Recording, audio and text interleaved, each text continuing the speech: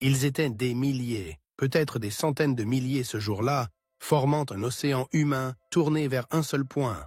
La Kaaba, cœur battant à l'unisson, voix mêlée dans un chœur céleste récitant les invocations du Tawaf.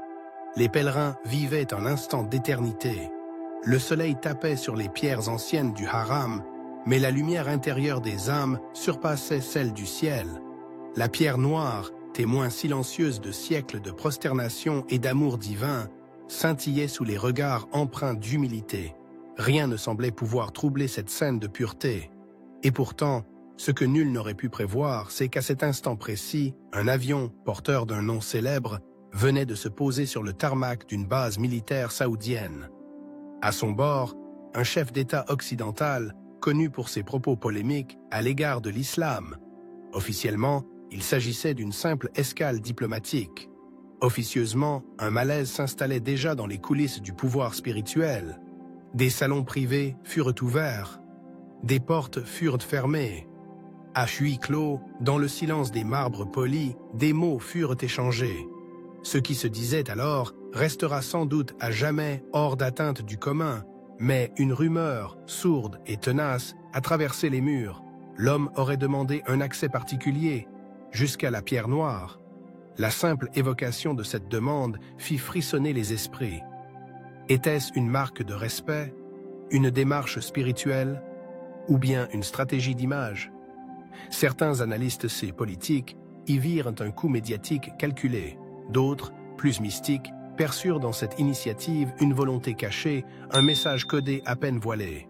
Mais ce qui frappa les cœurs croyants, ce fut cette impression qu'une ligne invisible venait d'être approchée. Car la Mecque n'est pas un lieu que l'on visite, c'est un sanctuaire que l'on mérite, c'est une maison que l'on ne pénètre qu'en état de pureté, de foi et surtout d'humilité. Le jour avançait. Les prières montaient vers le ciel comme des flèches de lumière. Pourtant, une sensation étrange s'immisçait peu à peu. Certains pèlerins parlaient de zones vidées subitement, des mouvements inhabituels, des silhouettes en costume contrastant avec la blancheur des irams. Un cortège discret mais visiblement encadré. Au centre de ce groupe, une silhouette familière. Les langues se délièrent. Était-ce bien lui? Était-ce ce chef d'État en personne, marchant là parmi les fidèles? Les regards se fixèrent, les pas ralentirent, les invocations cessèrent un instant. Ce n'était pas l'homme en soi, mais ce qu'il représentait, ce qu'il avait déjà prononcé contre l'islam qui glaça l'atmosphère. L'homme s'approcha. Trop près, diront certains, de cette zone préservée, protégée, où se trouve la pierre noire. Il ne s'agenouilla pas, il ne leva pas les mains, il ne baissa pas la tête. Au contraire, selon plusieurs témoins, il aurait levé la main, brusquement, comme pour toucher, désigner, ou pire, défier. Les gardes, formés, vigilants, réagirent instantanément. En quelques secondes, la silhouette fut encadrée, éloignée. Mais le silence, lui, était tombé. Un silence lourd, presque palpable. Les cœurs venaient d'être frappés d'un sentiment collectif, celui qu'un seuil sacré venait d'être franchi. Et puis, le ciel, lui aussi, changea. D'un bleu éclatant, il devint gris, puis noir. Un grondement sourd résonna dans la vallée.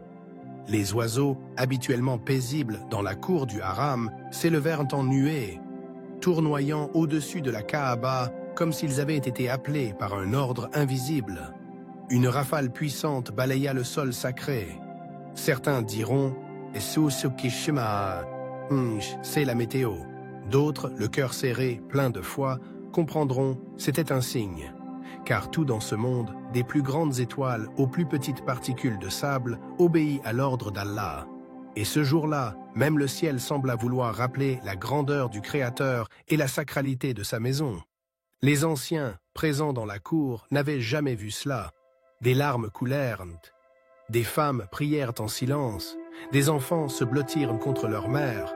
Ce n'était pas la peur du vent, c'était la crainte révérentielle, la sensation que quelque chose de divin venait de traverser les cieux et de s'abattre sur les cœurs. Les anges eux-mêmes n'auraient pu rester insensibles. Et pourtant, aucun média n'en parla, aucun communiqué officiel, aucune image, Aucun discours, seuls les récits des témoins, rapportés à voix basse, portèrent la mémoire de ce jour. Et peut-être est-ce là la plus grande preuve que ce rappel ne visait pas les caméras, mais les cœurs, que ce message ne s'adressait pas au gouvernement, mais aux âmes.